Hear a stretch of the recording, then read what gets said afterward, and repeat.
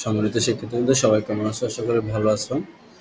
উচ্চতর প্রথম পত্রের রূপবন্তী প্রকাশনী 3-5 6 নম্বর অঙ্কগুলো নিয়ে আমি এখন আলোচনা করব। তো 6 নম্বর অঙ্কটার প্রথম অঙ্কটাতে লেখা আছে একটি সরল রেখার সমীকরণ নির্ণয় করো। ঠিক আছে, একটি সরল রেখার সমীকরণ নির্ণয় করো যা এই বিন্দুগামী 2, -3 বিন্দুগামী এবং x অক্ষের সমান্তরাল। আমরা যদি সেটার একটা চিত্রটা দেখি তাহলে কথাটা কেমন আসে একটু মনোযোগ দেই। যে লেখা আছে একটি সমীকরণ নির্ণয় করো, যে সমীকরণটা হবে 2, -3 বিন্দুগামী, মানে 2, -3 বিন্দুগামী, মানে এই বিন্দুটার ভিতর দিয়ে যাবে এবং যেটা হবে x অক্ষের সমান্তরাল। ধরো আমি যদি এখানে আঁকি তাহলে এটা হলো x অক্ষ, আর এটা হলো y অক্ষ, তার মানে এটার সমান্তরাল হবে, এই জিনিসটার সমান্তরাল হবে এই সমীকরণটা। আমরা যে সমীকরণটা নির্ণয় করব সেই সমীকরণটা হবে কোন অক্ষের সমান্তরাল? x অক্ষের সমান্তরাল, মানে মিনিস করে এখান থেকে এখানের দূরত্ব সমান আর এখান থেকে এখানের দূরত্বটা কি হবে? সমান হবে। তাহলে আমাদের x অক্ষের সমান্তরাল রেখার সমীকরণ নির্ণয়ের সূত্রটাই হলো y = কি? b। তার মানে আমার এখানে কার মানটা লাগবে? এই b এর মানটা লাগবে, মানে y = হবে কি? b। আর এটাকে আমরা ধরে নিলাম যে এই সমীকরণটা আমরা y = এটাকে 1 নং সমীকরণ দিলাম। আর এই সমীকরণটাই মূলত কোন বিন্দুগামী বলা হয়েছে? 2, 3 তার মানে এটা হলো x এর মান, এটা কার মান? y এর মান। যে তারপর আমরা বলবো যে 1 নং সমীকরণটি কোন বিন্দুগামী? 2, -3 বিন্দুগামী। অর্থাৎ দাঁড়াচ্ছে b = এই y এর জায়গায় কত বসবে? -3। তার মানে b = কি? 3 বসবে, -3। তার মানে আমরা b এর মান কত পাইলাম? -3। এবার b এর মানটা ওই একই সমীকরণে আবার কি করব? বসিয়ে দিব, তখন আমরা অ্যান্সারটা পাবো y = কি? 3, -3। আর -3 এই পাশে নিয়ে আসলে কি? 3 হবে, +3, মানে y + 3 = 0। তার মানে এটা কোন অক্ষের সমান্তরাল রেখার সমীকরণ? x অক্ষের সমান্তরাল রেখার সমীকরণ। তো চলো পরবর্তী আরেকটা অঙ্ক দেখি, সেম অঙ্ক। একটি সরল রেখা এত বিন্দুগামী, কত? -5, বিন্দুগামী। আমরা যদি একটু প্রশ্নটার দিকে মনোযোগ দিই, বলছে যে আমরা যদি এটাকে আঁকি এভাবে, এটা হলো x অক্ষ আর এটা হলো y অক্ষ। তো x অক্ষ আমাকে বলছে যে একটি সরলরেখা 5, বিন্দুগামী। 5, ধরো 5, বিন্দুটা এই জায়গায় আছে। ধরে নাও যে এই বিন্দুগামী এবং যেটা x অক্ষের উপরে লম্ব, মানে x অক্ষের উপরে লম্ব, এই বিন্দুটা x অক্ষের উপরে লম্ব, এবং তার সমীকরণ নির্ণয় করা যাবে। মানে আমাকে মূলত এই জিনিসটার সমীকরণটা এখন নির্ণয় করতে হবে, মানে x অক্ষের উপর যে লম্ব এই সমীকরণটা নির্ণয় করতে হবে। ঠিক আছে, x অক্ষের উপর লম্ব মানে কি? দেখো আমি যখন এটাকে এভাবে টানছি, এটা আবার কার সমান্তরাল হয়ে গেছে? y অক্ষের সমান্তরাল হয়ে গেছে। তার মানে x অক্ষের উপর যদি কোনো জিনিস লম্ব সরলরেখা বলা হয় সেটা মূলত y অক্ষের সমান্তরাল হয়। তাহলে y অক্ষের সমান্তরাল নির্ণয় সূত্রটা কি? x = কি? a। আর আগের অঙ্কটাতে ছিল কোন অক্ষের সমান্তরাল? সেখানে একটু আমরা যদি তাকাই, সেখানে ছিল x অক্ষের সমান্তরাল, y = কি? b। আর যখন y অক্ষের সমান্তরাল আসবে তখন সূত্রটা আসবে x = কি? a। আর পরে বলবো এই সমীকরণটা কোন বিন্দুগামী? ওই যে 5, বিন্দুগামী। আমরা জানি কোনো বিন্দুগামী মিনিস করে ওই x এর মান আর y এর মান ওই সমীকরণটাতে আমি বসাইতে পারবো। যেহেতু এখানে y রাশি নাই, শুধু x আছে, এই x এর জায়গায় শুধু কি বসে যাবে? 5। তার মানে এর মান কত আসবে? 5 লেখছে 1 নং। যা এত বিন্দুগামী কত? 5, বিন্দুগামী। ওই x এর জায়গায় আমি কাকে বসাই দিছি? 5টাকে বসাই দিছি। তার মানে এর মান আসলো কত? 5। আমরা এর মানটা আবার ওই সমীকরণটাতে বসাই দিব। কোথায়? x = কি লেখা? a, এর জায়গায় আমরা বসাই দিলাম 5। তার মানে x = আসলো কত? 5। আর +5 বসে আসলে কি? 5 -5, মানে x - 5 = কত? 0। এই হলো আমাদের দুইটা সমীকরণ বের হয়ে গেল। এবার আসি, এই অঙ্কটা আমরা একটু মনোযোগ দিব। এটা এসএসসিতেও ছিল, এসএসসিতে ছিল, এখন আবার আছে, এসএসসির হায়ার ম্যাথে ছিল এরকম অঙ্ক। আচ্ছা, তো দেখি আমরা এখন কি বলছে প্রশ্নটা। x - 4 = 0, y - 5 = 0, x + 3 = 0, y + 2 = 0। এই যে চারটা সমীকরণ দেওয়া আছে, আমরা জানি প্রত্যেকটা সমীকরণেরই কিন্তু একটা সরল রেখা আছে। তার মানে চারটা সমীকরণের কয়টা সরল রেখা? চারটা সরল রেখা। চারটা সমীকরণের কয়টা সরল রেখা? চারটা। তার মানে চারটা সরলরেখা যখন কখনো যদি এভাবে ছেদ করে তাহলে মূলত একটা কি উৎপন্ন হয়? চতুর্ভুজ উৎপন্ন, একটা চতুর্ভুজ। আমাকে এখন সেই চতুর্ভুজটার বলছে যে এত এত সমীকরণগুলো একটি চতুর্ভুজের কয়টা বাহুকে নির্দেশ করে? চারটা। কেন? আমরা জানি প্রত্যেকটা সমীকরণই একটা সরলরেখা। তাহলে 4টা সমীকরণ দিয়ে 4টা সরলরেখা, আর 4টা সরলরেখা বলছে 4টা কি নির্দেশ করে? বাহু নির্দেশ করে।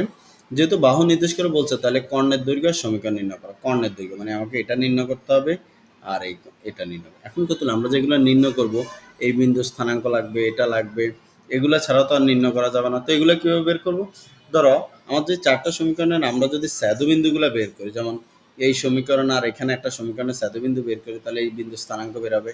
আবার এই সমীকরণ আর এই সমীকরণের স্যাদ্যবিন্দু বের করলে এখানে স্থানাঙ্ক বেরোবে। এই সমীকরণ আর এটা স্যাদ্যবিন্দু বের করলে এই স্থানাঙ্কটা বেরোবে। আবার এখানের যখন এটা আর এই সমীকরণের স্যাদ্যবিন্দু বের করবে সেটা বেরোবে। এখন আসো আমরা সেটা যদি একটা চিত্র দেখি।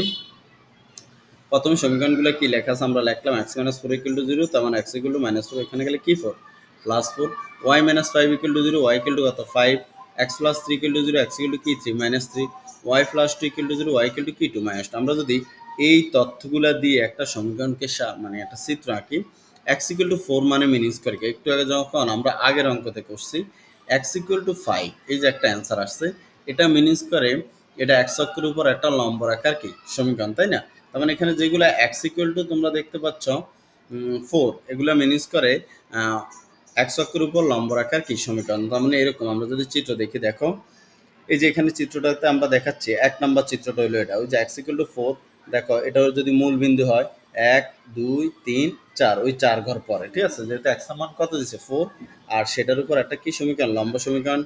আবার x = একটা কি -3, সেটা পিছনের দিকে 1 2 আর এখানে কত 3, তার মানে এটা আবার x অক্ষের উপর আবার আরেকটা লম্ব সমীকরণ। এরপরে দেখো y = 5, সেটা আবার দেখো 5 1 2 3 4 5, এটা আবার কোন অক্ষরের উপর লম্ব সমান্তরাল, সেটা হলো x অক্ষের সমান্তরাল রেখার সমীকরণ। এটা কি অক্ষ? x অক্ষ।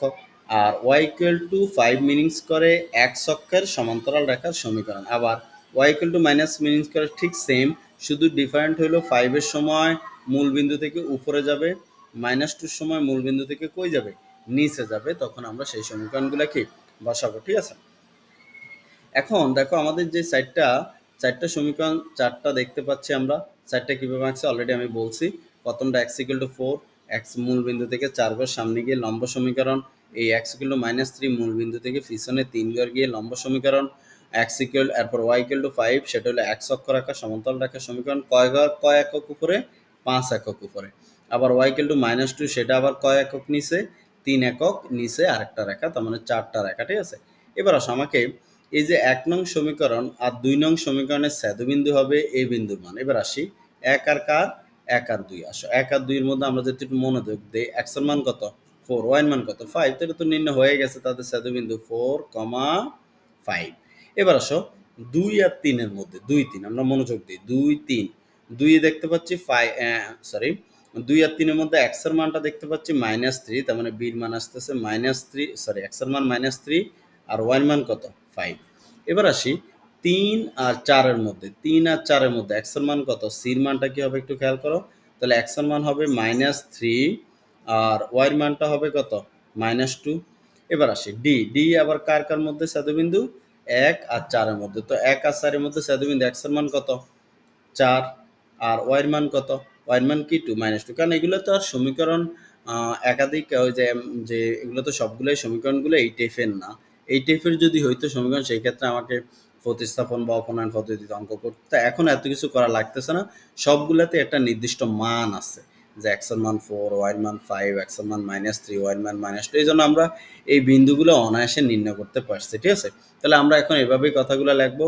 প্রথমে লিখবো 1 ও 2 এর ছেদবিন্দু, পরে লিখবো 2 ও 3 এর ছেদবিন্দু, 3 ও 4 এর ছেদবিন্দু, পরে আবার লিখবো 4 ও 1 এর ছেদবিন্দু। দেখো আমরা সেটাই লিখছি, 1 ও 2 এর ছেদবিন্দু বের করছি, 2 ও 3 এর ছেদবিন্দু, সবগুলো মানই আছে, আমরা সেই অনুপাতে কি করলাম, বসিয়ে দিলাম। এরপর আমাদের কি বলছে, আমাদের বলছে যে কর্ণদ্বয়ের দৈর্ঘ্য নির্ণয় করো। কর্ণ কে কে, এই বি আর কি ডি, মানে আমাকে বিডি কর্ণের দৈর্ঘ্য বের করতে হবে।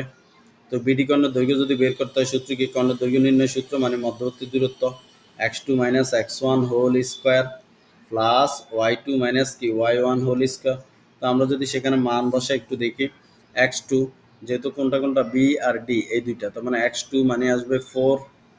এরপর আসি x1 কে -3, তার মানে এখানে যেহেতু একটা সূত্রের মাইনাস আছে, তাহলে হয়ে যাবে মাইনাস মাইনাসে +3 হোল স্কয়ার। y2 কত, y2 হলো কি 2 -2, y1 কত, y1 হলো আমার এখানে কত 5, তার মানে -5 হোল স্কয়ার। তাহলে কত আসে এখানে আমরা দেখতে পাচ্ছি, এখানে 7 স্কয়ার, এখানেও 7 স্কয়ার মানে -7 স্কয়ার, তার মানে 49, 7 স্কয়ারে কত 49, যোগ আবার কত 49, তার মানে রুট কত 98। এটা লিখলে হবে অথবা অন্য অ্যান্সারও লেখা যায়, কোনো সমস্যা নেই। এই বের করলাম কার কর্ণ, বিডি কর্ণ, ঠিক সেম ভাবে আবার কার কর্ণ বের করতে হবে এসি, কারণ আমাকে প্রশ্নে বলছে কর্ণদ্বয় মানে দোনোটা কর্ণের দৈর্ঘ্য নির্ণয় করতে। আবার কি চাইছে, সমীকরণ, কার সমীকরণ, এই বিডি সরলরেখার সমীকরণ আর কার সমীকরণ, এসি রেখার সমীকরণ। তো সমীকরণ নির্ণয়গুলো আমি অলরেডি দেখাইছি যে প্রথমে কর্ণ বের করা হয়েছে, সরি কর্ণের সমীকরণ বের করা হয়েছে, এবিসিডি চতুর্ভুজের কোন কর্ণের সমীকরণ, এসি কর্ণের সমীকরণ। তো সমীকরণ নির্ণয় সূত্রটা আমি কোনটা ইউজ করছি, y minus Y one by X minus X one is equal to Y one minus Y two by X one minus K two X two. এটা যদি ইউজ করি তাহলে আমাদের কার কর্ণের সমীকরণ বের হয়ে যাবে, এসি কর্ণের সমীকরণটা বের হয়ে যাবে। সেখানে এ আর সির মানগুলো হবে কি, এক্স ওয়ান ওয়াই ওয়ান আর এক্স টু আর কে টু ওয়াই টু। ঠিক সেমভাবে আবার কার সমীকরণ বের করতে হবে, অপর কর্ণ যে বিডি কর্ণের আরেকটা যে কর্ণ সেটার সমীকরণ ঠিক সেমভাবে সূত্র ইউজ করব, করে আমরা মূলত কি অ্যান্সারগুলো বের করবো। এরপর আবার কি বের করতে বলছে, ওই যে কর্ণের দৈর্ঘ্য আমি অলরেডি বের করছিলাম, একটা দেখাইছি, আরেকটা কোন কর্ণ বের করতে হবে, বি ডি, মানে বির মানগুলো হবে এক্স ওয়ান ওয়াই ওয়ান আর ডির মানগুলো হবে কি এক্স টু কে টু ওয়াই টু। আর সমীকরণ নির্ণয়ের মধ্যেও ঠিক সেমভাবে একইভাবে এই মানগুলা বসায়া আমরা মূলত অ্যান্সারগুলা বের করে ফেলতে পারবো। ঠিক আছে, তো আশা করি বুঝতে পারছো, যারা আগের অঙ্কগুলো সমীকরণ নির্ণয়গুলো ভালো করে পারে তাদের জন্য আসলে এখানে কোনো সমস্যাই নেই। ঠিক আছে, ধন্যবাদ সবাই।